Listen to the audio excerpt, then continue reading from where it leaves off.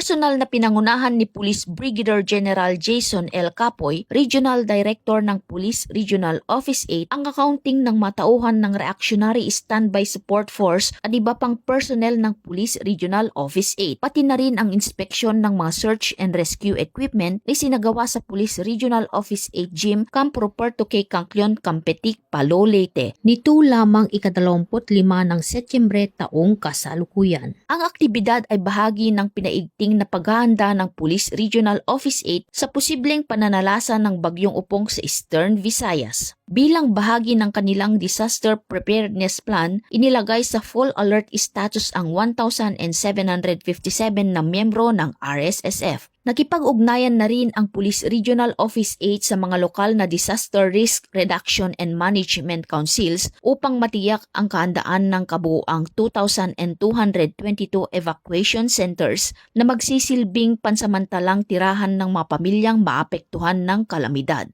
Bilang karagdagang hakbang, inactivate na rin ng Police Regional Office 8 ang kanilang mga food bank upang masigurong may sapat na supply ng pagkain para sa mga evacuees. Sakaling magkaroon ng pagkaantala sa pagdating ng tulong mula sa iba pang ahensya. Binigyang diin ni Police Brigadier General Capoy ang kahalagaan ng maagap na paghahanda upang masigurong mabilis, maayos at epektibo ang pagtugon sa anumang sakuna. Nananatiling matatag ang Police Regional Office 8 sa kanilang layunin na protektahan ang buhay at tiyakin ang seguridad at kapakanan ng komunidad.